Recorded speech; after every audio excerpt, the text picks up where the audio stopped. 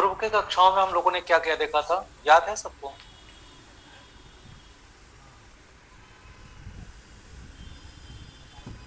किसी को भी याद है? फिर हमने इष्टकाल निकालना देखा, फिर भयात भवोग, एंड फिर उसके बाद में ग्रहों को स्पष्ट करना सीखा। चरण साधन, ग्रह स्पष्ट, चंद्र स्पष्ट और चंद्र गति, इतना हम लोगों ने देख लिया है। अब हम लोग ग्रह को स्पष्ट कर सकते हैं। कल विजय सर वाले क्लास में आप लोगों ने क्या क्या पढ़ा था? षट ग्रह पढ़ा जी, षट ग्रह, षड, लग्न, होरा और देश का षड वर्ग, हाँ, लग्न, होरा, दृश्यकांड, ये तीन चीज आप लोगों ने कल देखा था। ठीक है, चूंकि हम लोगों के इस सिलेबस में हम लोगों को ग्रह स्पष्ट देखना था, इसलिए हम लोगों ने ग्रह स्पष्ट देख लिया है। क्योंकि जब हम लग्न की बात करेंगे तो लग्न कैसे बनेगा, तो इसके लिए हमारा ग्रह स्पष्ट होना जरूरी है। जब हम दृश्यकांड की बात करेंगे तो ग्रह का राशि अंश कला विकला हमें प्राप्त होना चाहिए। जब हम होरा की बात करेंगे तो भी हमें ग्रह का अंश पता होना चाहिए। तो इस वजह से हम लोगों ने ग्रह स्पष्ट कर लिया है और लग्न, होरा और दशकांड देख लिया है। अब आज हम लोग उसी कक्षा को कंटिन्यू करेंगे और आगे बढ़ेंगे। उस कक्षा में हम लोगों ने छोड़ दिया है क्या क्या, द्वादशांश, नवमांश और त्रिशांश, ये तीन हम लोगों ने नहीं पढ़ा है षटवर्ग में। षटवर्ग यही है ना, 6, षट मतलब 6 और वर्ग, ठीक है। तो सबसे पहले आज हम लोग चलते हैं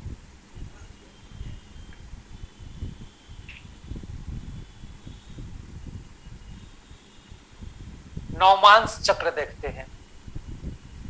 कौन सा चक्र? नवमांश चक्र। नवमांश से क्या समझ में आ रहा है?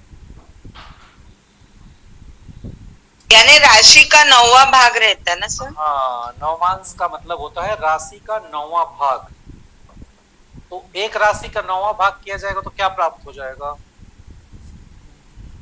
नवम अंश। नवम यानी अंश प्राप्त 30 होगा। डिवाइडेड बाय 9 करते क्या? बिल्कुल, 30 30 अंश को डिवाइडेड बाई 9 9 करेंगे। 30 डिवाइडेड बाई 9 करेंगे तो हमें प्राप्त क्या होगा? नवम अंश। नवमांश प्राप्त हो उसका जाएगा। मान एक अंश का 9वांश का मान मिल जाएगा, कितना है? संख्या कितनी प्राप्त होगी? हाँ, वो कुछ आइडिया लग रहा है संख्या कितनी प्राप्त होगी? 320 रहता है क्या सर? हाँ बिल्कुल। 320। और बताइए, और लोगों का क्या है, कितना होता है? 30 अंश में 9 का भाग देंगे तो कितना प्राप्त होगा? 3 डिग्री 20 कला। 3 20 सर। 3 20 कंफर्म है ना? कैसे होता है मालूम है? हाँ, 3 अंश 20 कला। एक्चुअली होता है ऐसे है कि जब 9 से भाग देते हैं तो 27 3 बार में चला जाता है और शेष बचता है हमारा 3। तो 3 को हम क्या करते हैं, 3 को गुणा करते हैं, किससे? उसको कला में परिवर्तित करते हैं, 6 से गुणा करेंगे, 36 18 180, और फिर जब गुणा भाग देंगे 9 से तो 20 बार में चला जाएगा। तो ये हो गया हमारा नवमांश चक्र का प्रथम अंश, ठीक है। और नवमांश चक्र का हमारा ये प्रथम अंश हो गया। तब इसी के आधार पर बनता है 3 20 का पहला, 6 40 का दूसरा। देखिए ये होता है 3 20, 6 40 10, 13 20, 16 40 20, 23 20, 26 40 30, इस तरह से करके 9 चरण हो गए एक राशि के।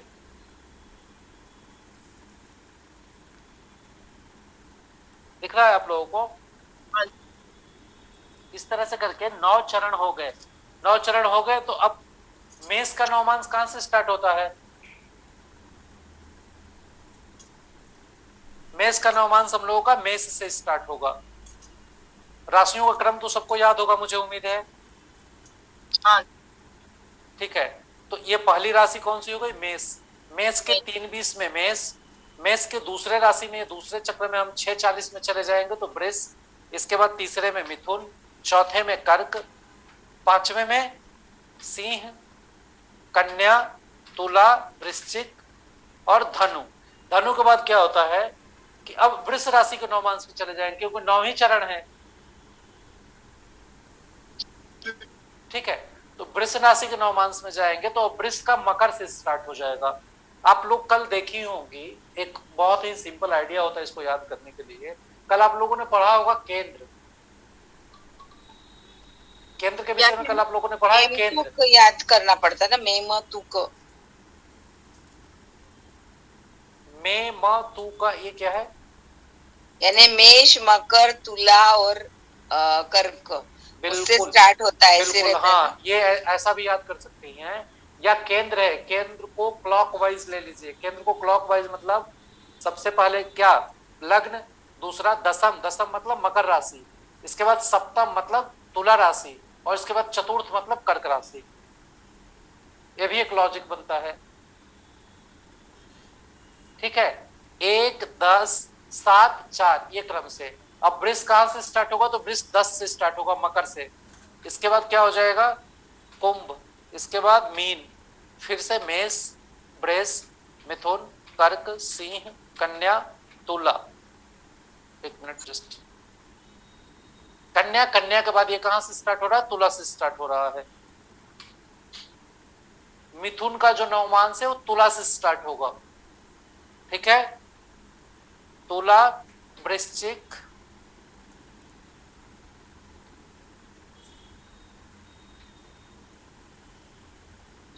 वृश्चिक, धनु, मकर, कुंभ, मीन, मेष, वृष, मिथुन। इसी तरह से हमारा जो कर्क नवमांश होगा वो फिर स्टार्ट हो गया वृष से। तो कर्क से होगा ना सर? 12 1 कर्क से होगा। हाँ, कर्क से स्टार्ट होगा, 4 से।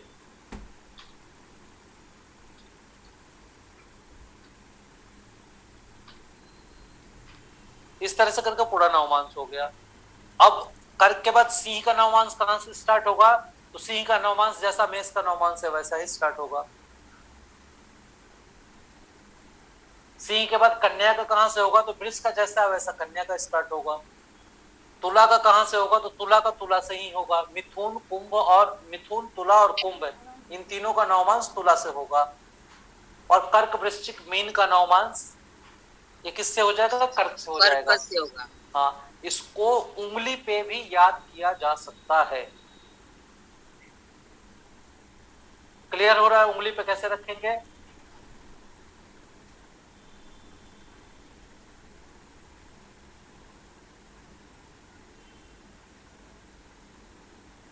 देखिए, वस्तुतः होता क्या है, एक राशि को हम मेष मान लेंगे, दूसरे को वृष, तीसरे को मिथुन और चौथे को कर्क। और इस जो राशियों का पोर है इनको हम मान लेंगे, जैसे मेष, इसके बाद 5वां सिंह, 9वां धनु, वृष, 6वां कन्या, इसके बाद कन्या के बाद मकर, कन्या के बाद कुंभ, नहीं कुंभ, ओके ओके, उससे मेष हो गया, वृष हो गया, वृष की उंगली है तो वृष की है तो वृष, कन्या और मकर। इसके बाद मिथुन की उंगली है तो मिथुन, तुला और कुंभ। इसके बाद कर्क राशि की उंगली है तो कर्क, वृश्चिक और मीन। ठीक है, तो यदि ये क्रम भी आप लोगों को याद हो गया तो नवमांश कभी भूलेगा नहीं। और नवमांश की बहुत अधिक आवश्यकता होती है जब हम कुंडली देखने जाते हैं तो ग्रह हमारा सबसे पहले कुंडली सही बना है कि नहीं, ग्रह किसके नवमांश में बैठा हुआ। जब केपी पद्धति कार्य करती है तो केपी पद्धति में होता क्या है, पर्टिकुलर हम लोग ऐसे नवमांश देखते हैं, केपी में हर एक ग्रहों का देखा जाता है कौन किसके नवमांश में, कौन किसके वर्गोत्तम में होकर के बैठा हुआ है। ठीक है, क्लियर हो गया नवमांश सबको? जी सर। आगे चले? जी सर। देखिए अब आगे दूसरा क्या है, दूसरा है हम लोगों का त्रिशांश। आप लोगों ने होरा पढ़ा होगा, होरा किसका होता है? सूर्य और चंद्र का सिर्फ होता है। लेकिन जब हम त्रिशांश की बात कर देते हैं तो त्रिशांश में सूर्य और चंद्र ये दोनों नहीं होते हैं। त्रिशांश में कौन कौन होते हैं? तो बाद बाकी पांचों ग्रह होते हैं सूर्य चंद्र को छोड़ करके। राहु केतु की काउंटिंग त्रिशांश में नहीं होती है। इनका त्रिशांश यानी 30 ना, 30 भाग रहते हैं ना हाँ, राशि के। नहीं, 5 भाग रहता है। 5 नहीं, तारा ग्रह के लिए 5 भाग होता है 30 अंश का। अब अच्छा। इसमें वेरिएशन दिए हुए हैं, सम और विषम अलग अलग होता है। देखिए सम और विषम दोनों के लिए रखा हुआ है, यहाँ पे हम लोग चलेंगे तो ये बहुत अच्छे से क्लियर हो जाएगा। ये देखिए 5 अंश है, दिख रहा है आप लोगों को? ये 5 अंश, ये अगला 5 अंश, तो 5 5 कितना हो जाएगा? 10, और 10 और 8 18, 18 7 25 और 5 30। तो यही क्रम होता है। पहला क्या होता है? 5 अंश, दूसरा होता है 10 अंश, तीसरा होता है 18 अंश, चौथा होता है 27 अंश, 27 अंश नहीं 25 अंश, पांचवा होता है 30 अंश। ये जोड़ देने से हो जाएगा, सबको जोड़ते चले जाएंगे तो 5 में 5 जुड़ा 10, 5 में 8 जुड़ा 18, 5 में 7 जुड़ा 25, सॉरी 5 में 5 जुड़ा 10, 10 में 8 जुड़ा 18, 18 में 7 जुड़ा 25, 25 में 7 जुड़ा 30। एक क्रम से हो गया। अब बता रहे हैं कि यदि विषम राशि का त्रिशांश हो, तो विषम राशि का त्रिशांश होता है तो पहले का मालिक होता है मंगल। तो मंगल का विषम राशि कौन सा है? मंगल किन किन राशियों को स्वामी होते हैं? वृश्चिक, मंगल वृश्चिक के रहते हैं सर, मेष और और वृश्चिक के होते हैं। अब हम मेष विषम। मेष के रहते हैं। हाँ, अब बात कर रहे हैं विषम राशि की, तो मंगल वृश्चिक के भी स्वामी है और मेष के भी स्वामी मेष है। के हो गए लेकिन विषम यानी। वृश्चिक राशि जो है वो क्या है? वृश्चिक राशि क्या सम है? राशि है। वृश्चिक राशि सम राशि है। हाँ। इस वजह से सम राशि तो लेंगे नहीं यहाँ पे, हाँ, हमें लेना है मंगल का भी सम मेष। राशि। तो मेष। मंगल का विषम राशि क्या हो जाएगा? 1 मेष। अब मेष के जब 5 अंश में, मेष के 5 अंश में मंगल होंगे तो अपने त्रिशांश में होंगे। क्लियर हुआ? आगे चलें, इसके बाद शनि की बात करते हैं। तो शनि किन किन राशियों को स्वामी होते हैं? मकर, कुंभ के होते सर, और मकर के होते। मकर के और कुंभ के। तो मकर मतलब 10, 10 मतलब सम राशि, कुंभ मतलब 11, 11 यानी विषम राशि। ठीक है। इसके बाद बृहस्पति की बात करते हैं। तो बृहस्पति 18 अंश पे जब जाएंगे, किस राशि में जाएंगे? विषम राशि में। विषम अपने विषम राशि में जाएंगे। तो बृहस्पति का अपना विषम राशि कौन सा होता है? तो 9 धनु। इसके बाद इसी तरह से बुध अपने विषम में जाएंगे। तो बुध की राशियां कितनी है? 2, मिथुन। कन्या और मिथुन। तो विषम राशि हो जाएगी 3। उसी तरह से शुक्र की बात करते हैं। शुक्र की भी 2 राशियां हैं। कौन कौन सी? तुला और वृषभ और तुला। तो वृष सम में आता है, तुला विषम में आता है। तो यहाँ पे क्या हो जाएगा? तुला यानी 7वीं राशि।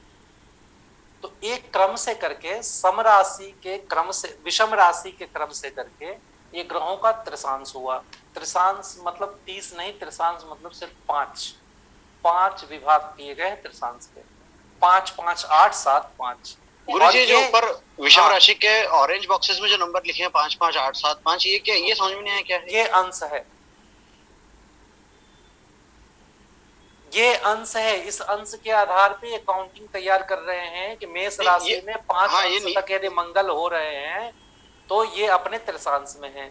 10 अंश में हो रहे हैं यदि कुंभ राशि में तो शनि अपने त्रिशांश में है। ये काउंटिंग है। इस काउंटिंग के आधार पे बनाया। हाँ, ऑरेंज के अंक अपन ने कहाँ से लिए? नीचे के अंक तो अपन कैलकुलेट कर रहे हैं, ऑरेंज वाले अंक कहाँ से? ये पठित है। अच्छा अच्छा, ठीक ठीक। ये अंश पठित है, इसी के आधार पे हम नीचे का अंश कैलकुलेट करके निकाल रहे हैं। कुछ नहीं करना, इसको जोड़ते चले जाएंगे तो निकल जाएगा। अब इसमें भी यही होगा। पहला क्या हो जाएगा? 5,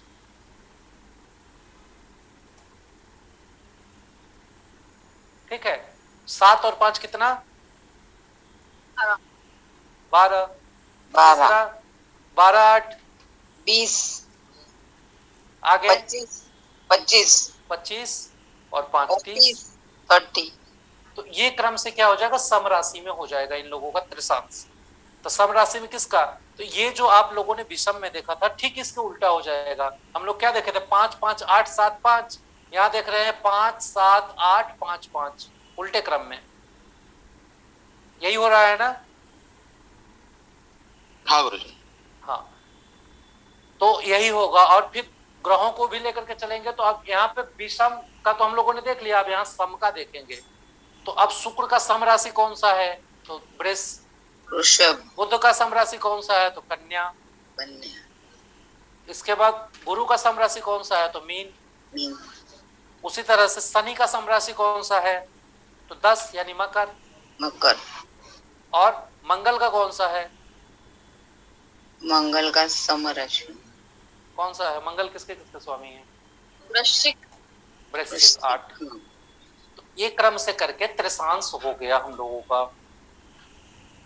हम लोगों ने नवमांश को देखा, त्रिशांश को देखा षडवर्ग में।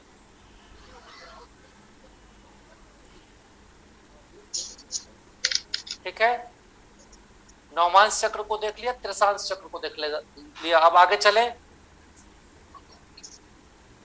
भूलेगा तो नहीं, मैं आप लोगों के सामने इसलिए इसे तैयार कर रहा हूं ताकि आप लोग उसमें इंटरेक्ट करेंगे तो शायद आपके ब्रेन में अधिक देर तक ये स्थिर हो पाए। हाँ सर, समझ गया। नहीं तो चार्ट में बना के लाता, क्लिक क्लिक करता 3 4 बार में तो ये खत्म हो गया होता।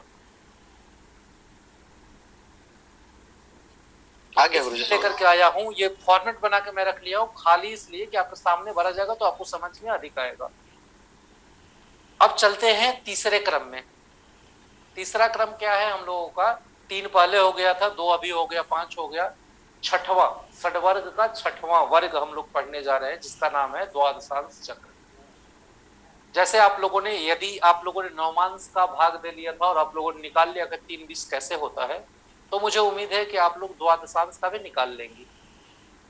द्वादशांश में भी होता है 30 अंश में 12 विभाग करते हैं, तो 2 30 का एक विभाग आता है। ठीक है, और द्वादशांश बहुत ही सिंपल है। जो राशि जहां से स्टार्ट होता है अपने एक राशि पीछे खत्म हो जाता है। जैसे मेष मेष से स्टार्ट होगा तो एक राशि पीछे कौन, मीन, मीन पे समाप्त हो जाएगा। वृष वृष से स्टार्ट होता है तो वो भी मेष पे समाप्त हो जाएगा। मिथुन मिथुन से स्टार्ट होता है तो अपने एक राशि पहले यानी वृष राशि पे समाप्त हो जाएगा। ये अंश तो क्लियर है ना। 2 30 5 7 30 10 12 30 15 17 30 20 22 30 25 27 30 30, ये 12 हो रहे हैं ना। 1 2 3 4 5 6 7 8 9 10 11 और 12 क्रम से हो रहे हैं। अब देखिए यहाँ पे हम लोग लेकर के चलते हैं। मेष का पहला द्वादशांश क्या होगा, मेष। दूसरा हो जाएगा वृष, तीसरा हो जाएगा मिथुन, चौथा हो जाएगा कर्क, पांचवा हो जाएगा, पांचवा कौन सा होगा, सिंह। इसके बाद फिर कन्या। अब दूसरे को बोलने दीजिए। इसके बाद क्या होगा, तुला। इसके बाद वृश्चिक। फिर धनु। धनु के बाद मकर।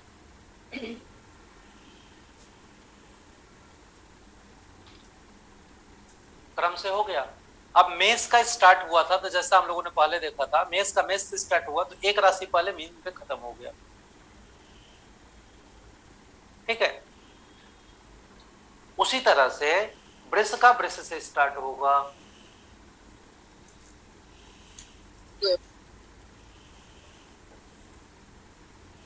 यहाँ क्या हो जाएगा, 2 आ जाएगा।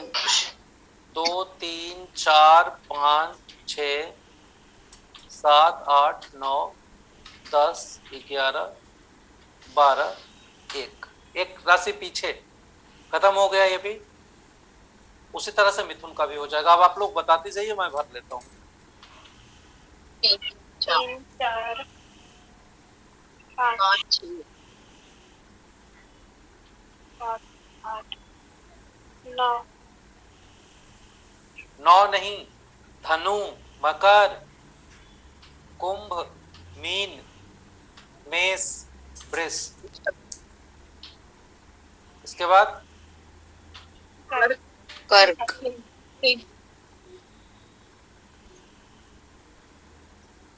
कर्क, सिंह, कन्या, तुला, वृश्चिक, धनु, मकर,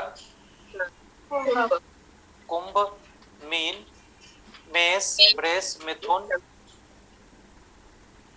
इसके बाद सिंह का इसी तरह से हो जाएगा, सिंह, कन्या, तुला, वृश्चिक, धनु, मकर, कुंभ, मीन, मेष, वृष, मिथुन, कर्क।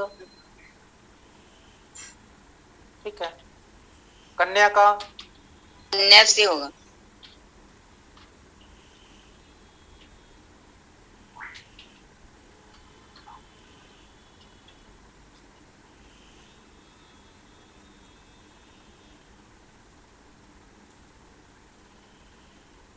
तुला का कहां से होगा? तुला से होगा सर।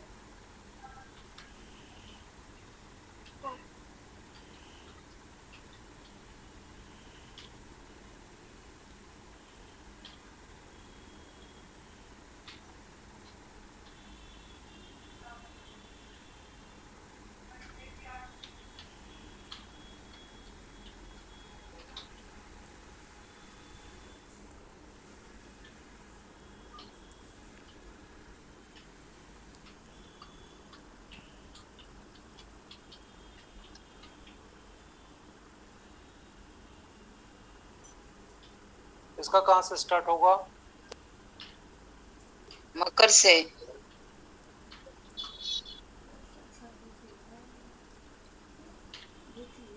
तो ये कॉन्सेप्ट क्लियर हो गया द्वादशांश का? जी सर, हो गया। इसका स्क्रीनशॉट आप लोग ले लीजिएगा और इसे देख भी लीजिएगा एक बार।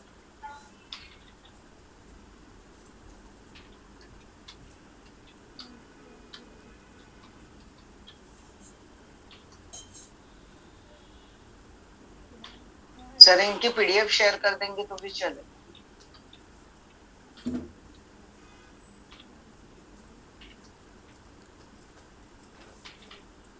हो गया पूरा द्वादशांश चक्र हम लोगों का।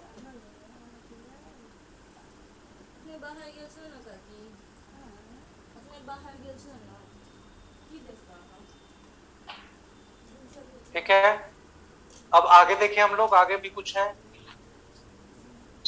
जब हम लोग पढ़ते हैं तो कुंडली देखने जाते हैं तो हम लोगों को देखने को मिलता है अस्त ग्रह, उदित ग्रह, ग्रह की अवस्था बाल कारक ग्रह है, युवा कारक ग्रह है, कुमार अवस्था का ग्रह है, इनका प्रभाव क्या होगा। योग तो हम लोग देख रहे हैं, फलित वाली क्लासें कंटिन्यू चल रही हैं, लेकिन गणित में इसे कैसे डिफाइन करते हैं पता है आप लोगों को? नहीं, सबको पता है, सबको नहीं पता है। ठीक है, चलिए हम लोग देखते हैं। देखिए, अवस्था ग्रह की 5 होती है। जैसे एक मनुष्य की अवस्था होती है, पिछली क्लास चल रही थी, शुभम सर को मैं सुन रहा था, तो मैं सुना हूं कि वो बता रहे थे कि जब इंसान के सोशल लाइफ को लेकर के यदि आप कैलकुलेट करने लगेंगे तो ग्रहों की चीजें कुछ अधिक ढंग से एक्सप्लोर कर पाएंगे। ये हम लोग देख रहे थे, अभी सर ने बताया था। तो देखिए उसमें होता क्या है, हम लोग आ जाते हैं अब ग्रह की अवस्था पे। इसमें कुछ हम लोग को लिखना नहीं है, सब कुछ लिखा लिखाया है। ग्रह की अवस्था में होता क्या है, 5 तरह की अवस्थाएं हैं। 5 तरह की अवस्थाएं कौन कौन सी हैं? 5 तरह की अवस्थाएं हैं तो एक राशि में कितना अंश, एक राशि में कितना अंश होता है? 30 तो 30 को ही हम 5 भाग में डिवाइड करेंगे, 6 हो जाएंगे ना?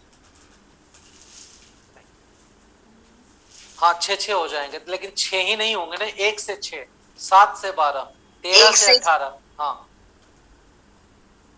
1 से 6, 7 से 12, 13 से 18, 18 से 18, 19 से 24 और 25 से 30, ये 5 अवस्थाएं हो जाएंगी। ठीक है, यदि ग्रह समराशि में हो, ठीक है, समराशि में 1 से 6 में हो तो मृतावस्था का होगा, और वही ग्रह वृषम राशि में यदि 1 से 6 राशि में हो तो बालावस्था का होगा। मृतावस्था होने का मतलब है कि ग्रह बहुत अच्छे से फल नहीं दे रहा होगा।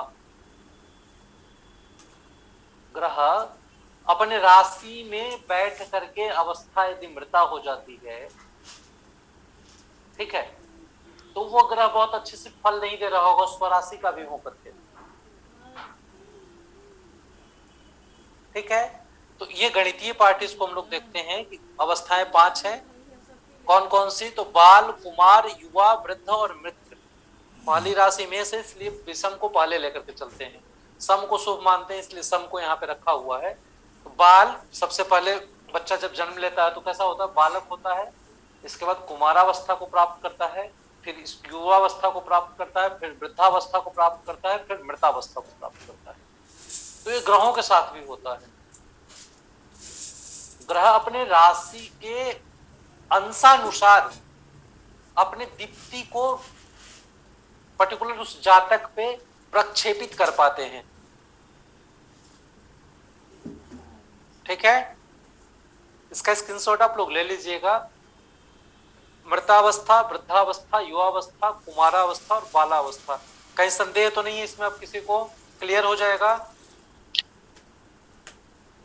सम राशि में 1 से 6 में मृतावस्था, सम राशि में 7 से 12 तक वृद्धावस्था, वृद्ध लिखा हुआ है। इसके बाद 13 से 18 तक युवा, 19 से 24 तक कुमारावस्था, 25 से 30 तक बालावस्था। ये ग्रह का सम राशि की अवस्था है। विषम राशि में 1 से 6 तक बालावस्था, 7 से 12 तक कुमारावस्था। सम राशि और विषम राशि दोनों में युवावस्था का एक ही अंश है, 13 से 18। 13 से 18 जब भी ग्रह होगा तो वो युवावस्था का ही होगा। 19 से 24 में वृद्धावस्था को प्राप्त हो जाता है विषम राशि में, और 25 से 30 में यदि ग्रह चला जाता है तो मृतावस्था को प्राप्त करता है। 25 से 30 में ग्रह चला जाता है तो ऐसा सामान्यतः देखने को आता है कि वो भाव के संधि में चला गया है। चलित में यदि देखने जाएंगे तो किसी और घर में मिलेगा। ऐसा आप लोगों ने देखा है कुंडली देखते समय? मुझे आवाज किसी की नहीं आ रही, तो मुझे पता ही नहीं चल रहा है कि आप लोग सुन भी रही हैं या सो रही हैं। हाँ, सुन रहे सर। आप लोगों ने देखा है ना कि चलित कुंडली में ग्रह किसी और घर में मिलता है। जी सर। हाँ, तो इस तरह की स्थितियां होती हैं।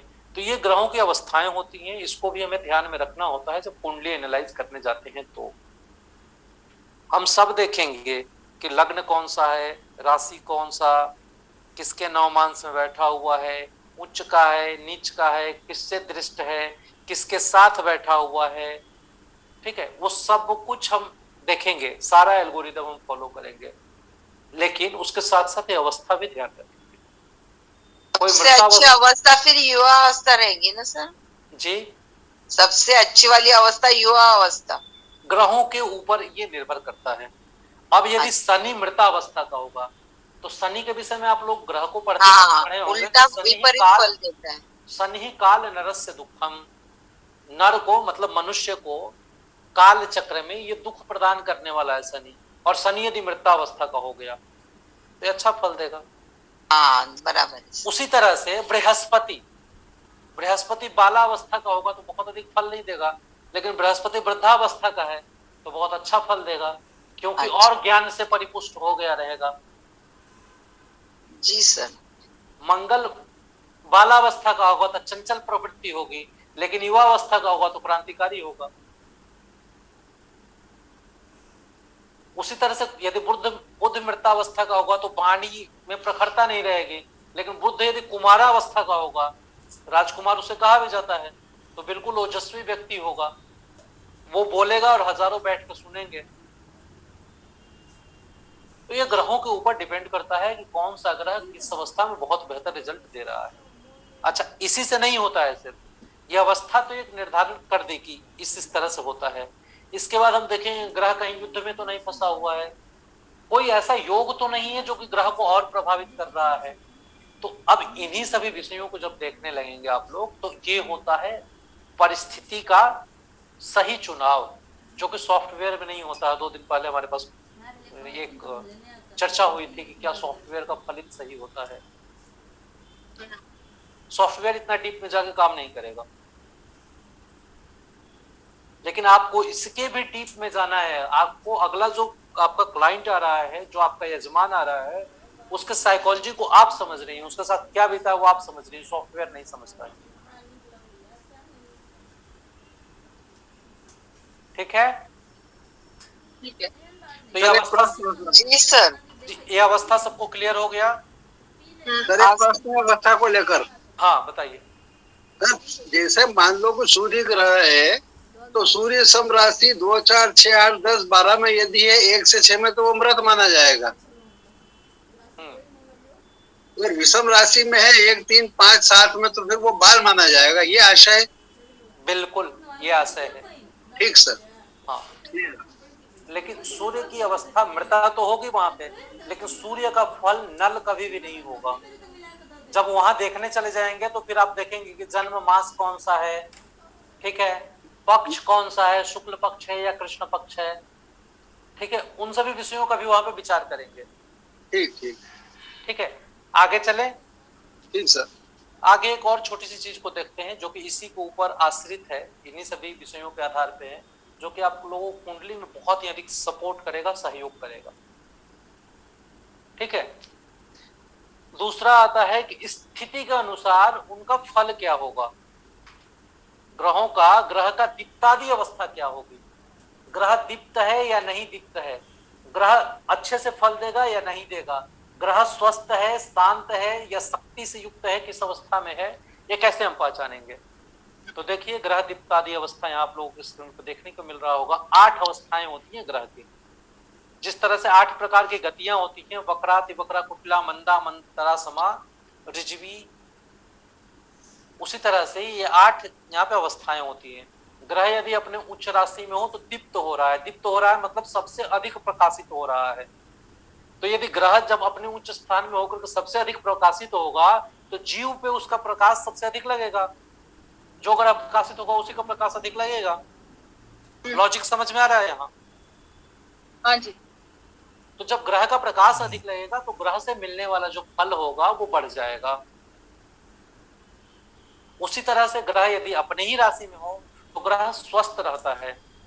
स्वस्थ रहता है मतलब अवस्था चाहे जो भी हो, मृतावस्था को छोड़ करके ग्रह अपना मूल प्रकृतिवत फल प्रदान करेगा, वहां पे अपने प्रकृति के विमुख नहीं होगा, दूसरे के प्रभाव से प्रभावित नहीं होगा। ठीक है, इसके बाद ग्रह मृत्यु की अवस्था में हो तो हास और उल्लास वाली स्थिति में रहता है। आप सभी लोग अभी तो प्रौढ़ हो चुके हैं, सभी लोग गृहस्थ आश्रम में प्रवेश कर चुके होंगे, जितने लोग प्लस कक्षा में जुड़े हुए हैं सामान्यतः, तो सभी के साथ ये हो रहा होगा कि सभी लोग के पास वर्क प्रेशर थोड़ा सा होगा। नहीं तो इसके 10 साल पीछे चले जाइए, 10 या 15 साल, जब आप बालावस्था के, तो कुमारावस्था के थे, जब आपके ऊपर कोई जिम्मेदारियां नहीं थी, तो सबसे अधिक आप समय किसके साथ बिताना चाह रहे थे? मित्रों के साथ। मित्रों के साथ। क्यों?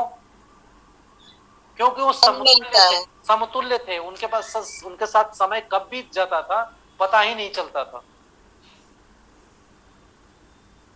और सारी बातें वहां हो सकती थी। गार्जियन के साथ थोड़ी सी प्राइवेसी फॉलो करनी होगी, कुछ चीजें होती होंगी गोपनीय रखनी होती होंगी, लेकिन मित्र के साथ तो ऐसा नहीं है।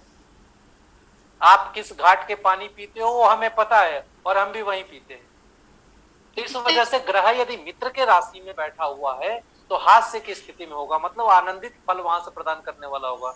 कभी कभी कुछ स्थितियां ऐसी दिखेंगी कि उनकी अवस्थाएं सही नहीं होंगी, तो पता लगा ग्रह को कोई फिक्र ही नहीं है, जैसा मन वैसा फल आता जा रहा है, विचित्र ढंग का भी फल मिलेगा, बहुत पॉजिटिव फल भी वहां मिल सकता है।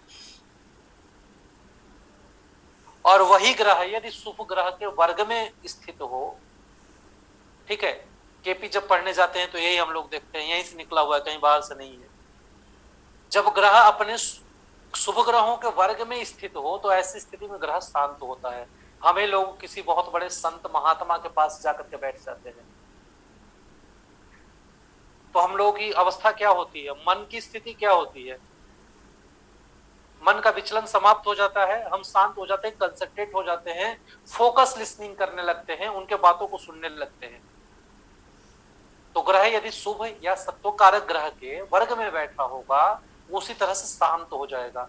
शांत हो जाएगा मतलब उत्पात वाली भी स्थितियां किसी ग्रह के द्वारा बनाई जा रही हैं तो भी उत्पात पैदा नहीं होने देगा। ठीक है। इसके बाद ग्रह यदि बलवान हो, अब ग्रह बलवान कैसे होगा, तो आप लोग फलित के कक्षाओं में हो सकता है पढ़ लिए होंगे, एक दो दिन में पढ़ने वाले होंगे कि किससे कौन ग्रह बलवान। ठीक है, किससे कौन ग्रह बलवान ये क्रम से होते हैं, तो उसको आप लोग देख लेंगे। तो यदि ग्रह बल की अवस्था में होगा, बलवान वाली अवस्था में होगा, तो शक्ति युक्त होगा, शक्त होगा। शक्त मतलब क्या बोलते हैं, स्ट्रिक्ट होगा, क्रूर नहीं कह सकते उसे, स्ट्रिक्ट होगा, सभी चीज को समय से देने वाला होगा। और यदि अस्त हो तो अस्त होने की स्थिति में लुप्त होगा। लुप्त मतलब क्या, जब दूसरे ग्रह की उपस्थिति या उसकी रश्मियां बहुत तेजी से आ रही हैं प्रकाश पे, जैसे चंद्रमा को देखिए, चंद्रमा कृष्ण पक्ष में क्या होता है, आकाश से गायब हो जाते हैं, दिखाई नहीं देते हैं। कारण क्योंकि अस्त हो जाते हैं, सूर्य के साथ उनका उदय होता रहता है। जैसे अमावस्या के दिन चंद्रमा का उदय नहीं होता ऐसा तो नहीं है, लेकिन सूर्य के साथ ही होता है, तो चंद्रमा को क्या माना जाएगा, किरण माना जाएगा, अस्त माना जाएगा, लुप्त माना जाएगा, क्योंकि सूर्य की प्रकाश रश्मियां बहुत तेजी से पृथ्वी पर पड़ रही हैं और सूर्य चंद्र दोनों एक जगह है, तो सूर्य की प्रकाश रश्मियों के कारण चंद्रमा की जो प्रकाश रश्मियां वो दब जा रही हैं और चंद्रमा हमें दिखाई नहीं दे रहे हैं। चंद्रमा दिखाई नहीं देंगे तो उनको क्या लुप्त नहीं माना जाएगा। उसी तरह से और सभी ग्रह के साथ लागू होता है। सूर्य से 12 अंश से कम के अंतर में यदि ग्रह आते हैं तो वो अस्त हो जाते हैं। अस्त ग्रह को लुप्त संज्ञा दिया गया है। फल भी वो लुप्त का ही प्रदान करेंगे। ग्रह नीच राशि में बैठा हो, दीनहीन स्थिति में होगा। कोई भी अपने शत्रु के घर में बैठा हुआ हो या आप जहां वो कंफर्टेबल नहीं रहता हो वहां बैठा हुआ है। कोई भी व्यक्ति यदि कारागार में बैठा हुआ है, कारागार किसी के लिए कंफर्टेबल नहीं होता है। मैं उदाहरण ले रहा हूँ, कारागार सबको ऐसा मत समझिएगा आप लोग, उदाहरण ले रहा हूँ वहां से। तो जब कोई व्यक्ति कारागार में बैठा होगा तो क्या वो कैसी स्थिति में रहेगा, जब भोजन मिल गया तब कर लिया, जब जो कह दिया वो कर लिया, नहीं मिला तो नहीं किया। या दूसरे पे आश्रित होगा, शत्रु के बंधन में पड़ा होगा। जैसे पहले होता था ना कि राजा महाराजा लोग युद्ध लड़ते थे और बंदियों को ले जाते थे अपने यहाँ। तो जब युद्ध का बंदी हारा हुआ गया है तो वो कैसे स्थिति में है, दीनहीन स्थिति में बैठा हुआ। उसे जो मिला वो मिला और जो नहीं मिला वो वैसे ही समय यापन कर रहा है, अपने कष्ट का समय काट रहा है। ग्रहों के साथ भी नीच की स्थिति में, नीच के राशियों में यही स्थिति होती है।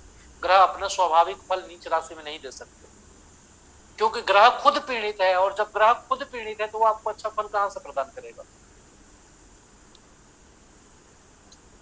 एक राजा है, शत्रु के राज्य में उसको बंदी बना के ले गया है, तो वो अपने राज्य के मंत्री को क्या इंस्ट्रक्शन दे सकता है वहां से बैठ करके। क्लियर हो रहा है सारी बातें? जी गुरु जी। सर। इसके बाद 8वां अवस्था होता है शत्रु राशि या पाप ग्रह के राशि में ग्रह बैठा हुआ। नीच वाली स्थिति हम लोगों ने देख लिया है। नीच वाली स्थिति में यही है कि दीनहीन अवस्था में हो, ग्रह बहुत पीड़ित हो तो फल नहीं देगा। अब शत्रु राशि आ गया जिसका उदाहरण हम लोगों ने पीछे ही ले लिया है, उसी तरह की स्थिति है। या पाप कारक ग्रह के राशि में बैठा हुआ, कोई शुभ कारक ग्रह हो और पाप कारक ग्रह की स्थिति में बैठा हुआ हो। ठीक है, जैसे बृहस्पति जाकर के बैठ गए शनि की राशि, तो वहां क्या हो जाएंगे, वहां पीड़ित हो जाएंगे, वो राजा पीड़ित हो जाएगा, और पीड़ित होगा तो वो भी अच्छा फल नहीं देगा। तो ये आपके जन्म कुंडली के फॉरकास्टिंग में या उसके फलादेश निरूपण में ये सिद्धांत बहुत ही इंपॉर्टेंट कार्य करते हैं, जो हम लोगों ने आज देखा या जो हम लोग फलित का पार्ट पढ़ रहे हैं साथ में।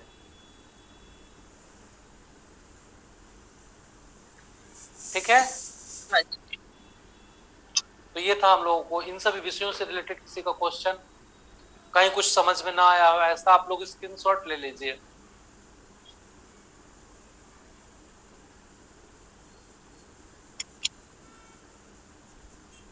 बोलिएगा तो स्लाइड चेंज कर दूंगा, तीनों स्लाइड का रख लीजिएगा, तीनों चलो। जी सर, हो ले लिए सर। हाँ,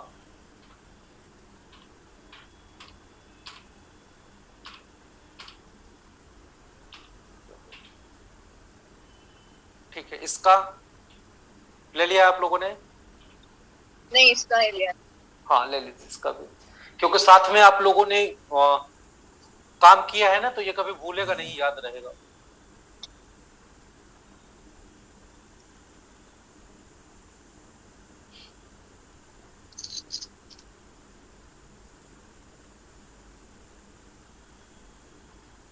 ले लिया सर। इसका भी ले लीजिए।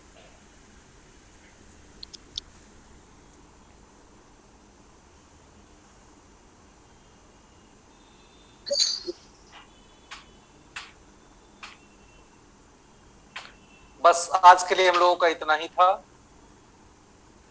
कोई क्वेश्चन हो तो क्वेश्चन लिया जा सकता है, और नहीं तो फिर आगे क्लास में मिलेंगे हम लोग। पीछे के होमवर्क का क्या हुआ आप लोगों का? कुछ लोगों का ग्रुप में आया था, सबका नहीं आया था।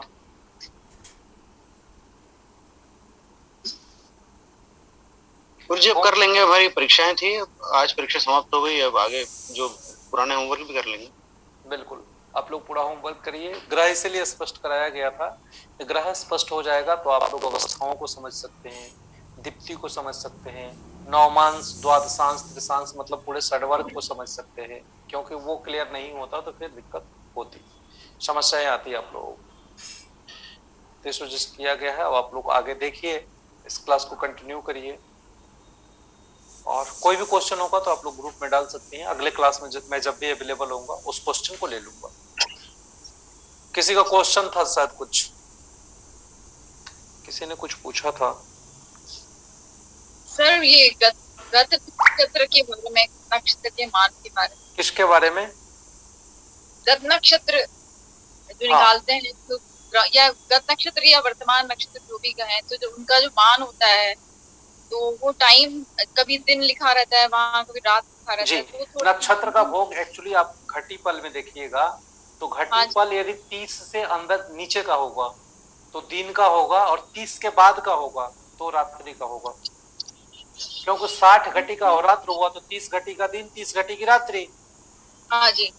तो 30 घटी का दिन, तो 30 घटी में 30 घटी से नीचे जो भी होगा उसका घंटा मिनट सेकंड लिखा होगा, जो मैं चार्ट दिया हूं उसमें। या दूसरा होगा तो कुछ नहीं करना है।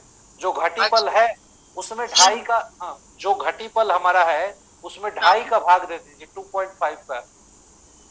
अच्छा, उसमें 2.5 का भाग दे देंगे तो घंटा मिनट सेकंड निकल जाएगा। तो घंटा मिनट सेकंड कब से वो निकलेगा? वो निकलेगा सूर्योदय से उतना घंटा, वो बजा हुआ नहीं निकलेगा, ठीक है। वो देगा कि सूर्योदय से उतना घंटा, उतना मिनट, उतना सेकंड। अब सूर्योदय जितने बजे हुआ है उसमें उतना जोड़ दीजिए तो आपको प्राप्त हो जाएगा पर्टिकुलर टाइम क्या है, ठीक है। अच्छा जी। ऐसे घटी और पल के सामने वो भी दिए रहते हैं सर, मिनट और आवर, घंटा और। हाँ, घंटा मिनट सेकंड दिया रहता है, इतना घंटा, इतना मिनट, इतना सेकंड। हाँ। जी सर, आज की जो फर्स्ट स्लाइड थी आपकी नवमांश कुंडली में जो था, अगर आप एक बार फिर से वो 3.20 कैसे आया था वो प्लीज एक बार वापस बताएंगे तो। अच्छा, 3.20 कैसे आया था? Yes sir. चलिए यहाँ हम लोग आ जाते हैं। दिख रहा है ना स्क्रीन? हाँ सर। नहीं दिख रहा है, जो मुझे दिखाना है वो नहीं दिख रहा है।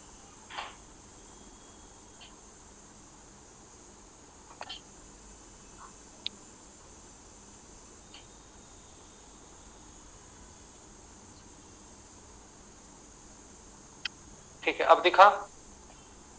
Yes sir. देखिए हम लोगों का अंश कितना था? 30। 30। अब 30 अंश में हम 9 का भाग दे रहे थे।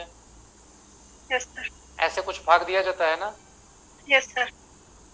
ठीक है, सॉरी ये नहीं होगा, ये होगा 9।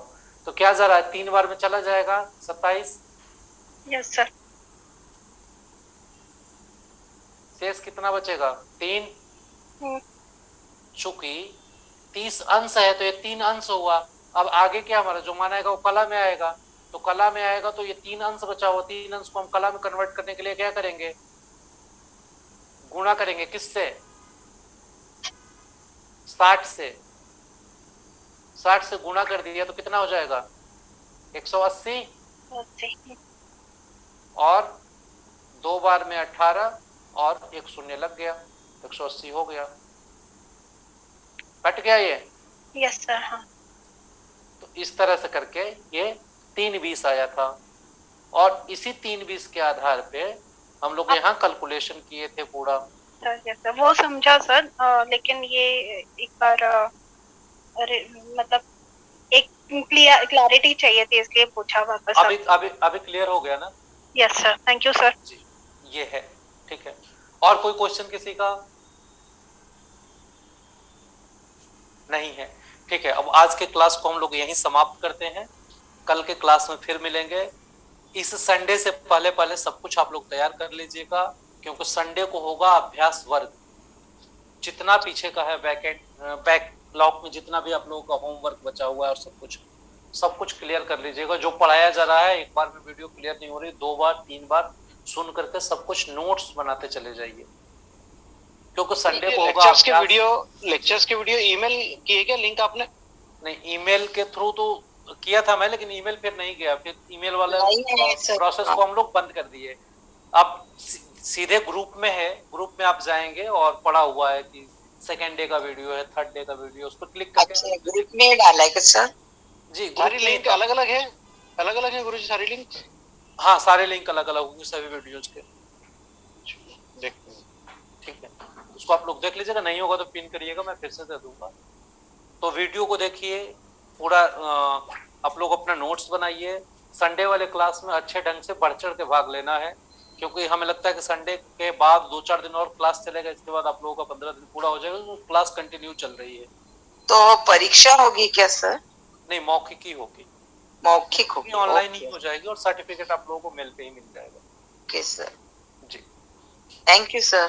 जी, शुभ रात्रि आप सभी को। सर इसका सेकंड पार्ट भी आ रहा है क्या? क्या बता रही हैं? सेकंड पार्ट भी आने वाला है आपका कुछ अलग? वास्तु का चलने वाला है। इसके बाद वास्तु के लिए चर्चा चली थी कि वास्तु का चलेगा, लेकिन वास्तु वाला अभी निर्धारित नहीं हुआ है। ठीक है, उसका जब भी डेट आएगा, इसके आगे का नहीं हो।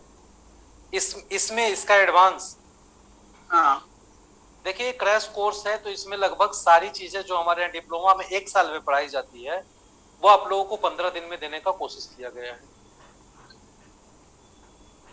थोड़ा बहुत यदि मुहूर्त वाला पार्ट छोड़ दे तो नेक्स्ट जो भी बैच आएगा, सब लोगों को, आप लोग यूनिवर्सिटी परिवार से जुड़े हुए लोग हैं, तो आप लोग सब लोगों को सूचना पक्का मिलेगा। गुरुदेव, इसकी मौखिकी कब होगी? इसकी मौखिकी जब 15 दिन पूरा हो जाएगा, इसके बाद एक डेट निर्धारित किया जाएगा, उस डेट में आप लोगों की मौखिकी होगी। तो गुरुदेव वहाँ के यूनिवर्सिटी आना पड़ेगा गुरुदेव? ऑनलाइन। जी गुरुदेव। जी प्रणाम गुरुदेव। आपका डिप्लोमा भी ऑनलाइन चलता है क्या?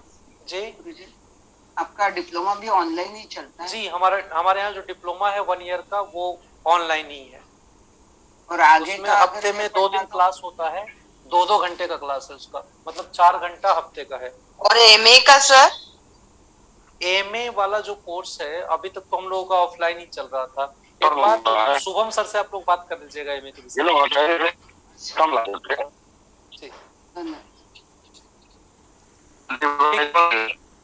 वॉइस नहीं आ रही है, आप क्या बोलने का कोशिश कर रहे हैं? ये कूलर का बंद कर दे और मग्गा पा जाएगा धीरे-धीरे। क्लास से विषय बातें नहीं, क्लास के बाहर की बातें हैं।